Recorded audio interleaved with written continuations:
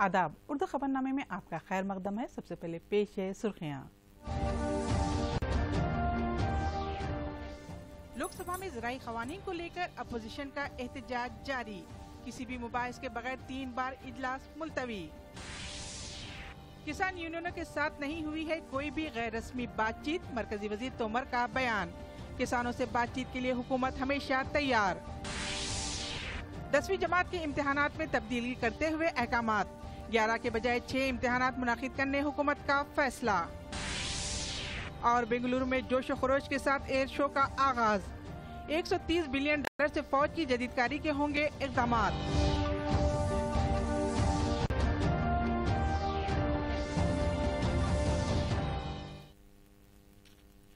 अवामुन्नास को कोरोना के फैलाव के ताल्लुक से चौकस रहने की ज़रूरत है। जब आप दूसरों से मुलाकात करते हैं तो मास्क का इस्तेमाल करें और कम से कम 6 फुट जिस्मानी फासला रखें। डॉक्टर्स के मशवरों के मुताबिक बार बार हाथ धोए। एहतियाती तदाबीर इख्तियार करके कोरोना को रोका जा सकता है। लोकसभा के इजलास के आगाज के साथ ही अपोजिशन जमातों के अरकान ने ज़राई कानून को फौरी मनसूख करने का मुतालबा करते हुए बड़े पैमाने पर हंगामा आराई की। ताहम इस पर मुबाहिस कराने की स्पीकर ओम बिरला की बार बार यकीन दहानी के बावजूद हंगामा आराई जारी रही, जिसके पेश नज़र इजलास को पहली बार 4 बजे तक मुलतवी किया गया। बाद में इजलास के दोबारा आगाज पर भी अपोजिशन अरकान के एहतजाज जारी रहा। अरकान ने एहतजाज करते हुए ऐवान की वसत में पहुँच कर नारे लगाए। स्पीकर की जानिब से अपनी नशिस्तों पर बैठने की बार बार अपील के बावजूद अरकान अपने मुतालिबे पर बाजिद रहे, जिस पर फिर एक बार इजलास को 5 बजे तक मुलतवी करना पड़ा और स्पीकर ओम बिरला अपनी नशिस्त से हट गए। स्पीकर ने तीसरी बार इजलास के आगाज के साथ ही अपोजिशन जमातों की जानिब से पेश करदा तहरीक इल्तिवा को मुस्तरद कर दिया। इस बार भी अरकान ने ऐवान की वसत में पहुंचकर हंगामा आराई की। इसी के साथ इजलास तीसरी बार मुलतवी हो गया। राज्यसभा में अपोजिशन के रहनुमा गुलाम नबी आज़ाद ने चहारशंबे को हुकूमत से किसानों से लड़ाई का रास्ता छोड़कर बातचीत से मसले को हल करने और तीनों ज़राई क़वानीन को वापस लेने का मुतालिबा किया। गुलाम नबी आज़ाद ने सदर जुमरा हिंद के खुतबे पर शुक्रिया के करारदाद के पर बहस में हिस्सा लेते हुए कहा कि इन तीनों क़वानीन को बनाने से पहले सिलेक्टेड कमेटी के सामने भेजा गया होता तो तनाज़े की सूरत हाल पैदा नहीं होती। उन्होंने 26 जनवरी को लाल किले में होने वाले तशद्दुद के वाक़े की अक्कासी करते हुए कहा कि इस वाक़े के मुजरिमों को सज़ा दी जानी चाहिए और किसी भी मामले में बेगुनाह लोगों को मुलविस करने की कोशिश नहीं होनी चाहिए। उन्होंने कहा कि अपोजिशन लाल किले के वाक़े की भरपूर मजम्मत करती है। उन्होंने इस वाक़े को जमहूरियत और अमन व आमान के मुनाफी करार दिया। स्वर्गीय लाल बहादुर शास्त्री का नारा रहा और वो नारा जितना तब जरूरी था उतना ही आज भी जरूरी। ये 2 सेक्शन हमारे समाज के ऐसे हैं जिनके बगैर हम शून्य हैं। जो गतिरोध बना हुआ किसानों का और सरकार के बीच, ये पहली दफा नहीं हुआ। सैकड़ों सालों से किसान संघर्ष करता रहा है, अपने हक के लिए लड़ाई लड़ता रहा है। कभी फ्यूडलिज्म के खिलाफ ये लड़ रहे, जमींदारी के खिलाफ लड़ रहे और कभी सरकार के। मरकजी वज़ीर ज़राअत ने वाज़ेह किया है कि ज़राई क़वानीन के खिलाफ दिल्ली सरहद के इस पार एहतजाज करने वाले किसानों के साथ कोई गैर रस्मी बातचीत नहीं हुई है। मरकजी वज़ीर ने कहा कि हुकूमत किसानों के साथ बातचीत करने के लिए हमेशा तैयार है। उन्होंने वाज़ेह किया कि माजी में मरकज़ और किसानों के माबैन बातचीत के 11 दौर के बावजूद कोई नतीजा सामने नहीं आया। उन्होंने कहा कि हुकूमत पार्लियामेंट में किसानों के मसाइल पर तबादला ख्याल करने के लिए भी तैयार है। उन्होंने ये भी कहा है कि किसान तंजीमों के लीडरों का कहना है कि अपोजिशन उन्हें हरासा करना बंद कर दे। मरकजी वज़ीर ने कहा है कि किसान तंजीमें इस सिलसिले में पुलिस कमिश्नर से बात करें और वो लॉ एंड ऑर्डर के मामले में मदाखलत नहीं करना चाहते और ये मेरी जिम्मेदारी नहीं है। वज़ारत ख़ारजा ने किसान तहरीक के सिलसिले में मारूफ बैनुल अक़वामी शख्सियतों के तबसरे को गैर ज़िम्मेदाराना करार दिया है और उन्हें मशवरा दिया है कि ऐसी तहरीकों को हिंदुस्तान की जमहूरी सियासत के तनाजुर में देखा जाना चाहिए और कोई भी तबसरे करने से पहले हक़ाइक़ को पहले समझना ज़रूरी है। वज़ारत ख़ारजा की जानिब एक बयान में कहा गया है कि हिंदुस्तान की पार्लियामेंट ने बहस व मुबाहिस के बाद ज़राअत के शोबे में बेहतरी लाने के लिए क़वानीन नाफिज किए और ये इस्लाहात काश्तकारों के लिए मज़ीद इख्तियारात और मार्केट तक बराह रास्त रसाई को यकीनी बनाते हैं। इसके अलावा माशी तौर पर मुनाफा बख्श ज़राअत के राह भी हमवार करती है। बयान में बताया गया है कि मुल्क के कुछ हिस्सों के किसानों के एक छोटे से तबकों को इन इस्लाहात पर कुछ एतराज़ है।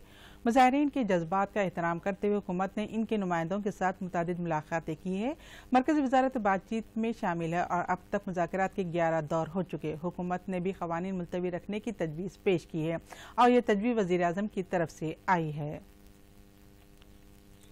वज़ीर आज़म नरेंद्र मोदी 7 फरवरी को मगरबी बंगाल के बल्दिया में होने वाले एक प्रोग्राम में शिरकत करेंगे।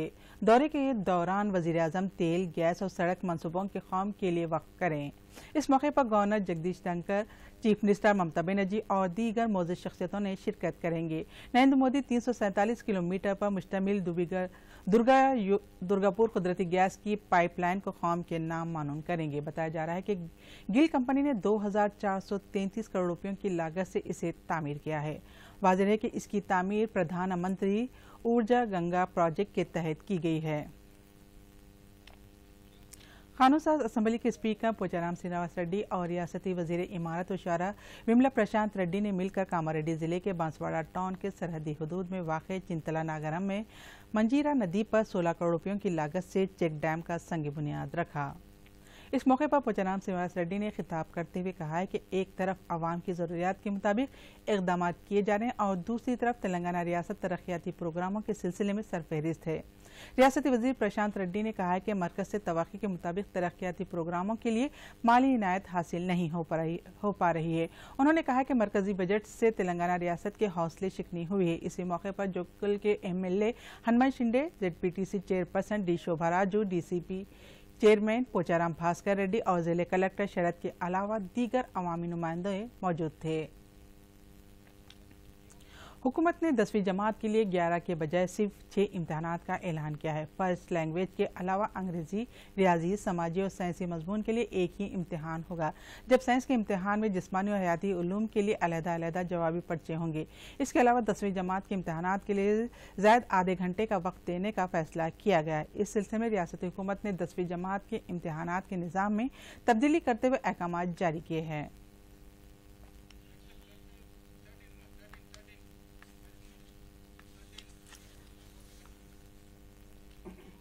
खून का अतिया जिंदगी के अतिये के बराबर समझा जाता है। हैदराबाद की महालक्ष्मी नामी एक खातून ने साल 2015 में कैंसर मुतासरीन के लिए अमीरपेट में स्वप्निका रेहा फाउंडेशन के नाम से एक फाउंडेशन कायम किया। बताया जा रहा है कि फाउंडेशन की जानिब से अब तक 12,000 अफराद को खून का अतिया दिया गया है। पेश है एक रिपोर्ट। खून का अतिया एक अजीम अतिया समझा जाता है, ताहम खून के अतिये से मुतालिक आगाही न होने की वजह से ब्लड बैंक मुश्किलात से दो चार है। कोरोना की वजह से मुश्किलात में मजीद इजाफा हो गया है। हैदराबाद में एक व्हाट्सएप टीम खुद ही इस किस्म के मसाइल को हल करने के लिए काम कर रही है। साल 2015 में हैदराबाद स्वप्निका रेहा फाउंडेशन के नाम से कैंसर के मुतासरीन के लिए एक फाउंडेशन कायम किया गया था। फाउंडेशन के बानी महालक्ष्मी ने बताया कि फाउंडेशन की जानिब से कैंसर मुतासरीन को खून का अतिया दिया जा रहा है और इस सफर में डॉक्टरों से जान पहचान होने की वजह से व्हाट्सएप के जरिए अवाम में सेहत से मुतालिक जानकारी फराहम की जा रही है। काबिल जिक्र बात यह है कि इस व्हाट्सएप में डॉक्टरों के साथ साथ समाजी कारकुन भी शामिल है।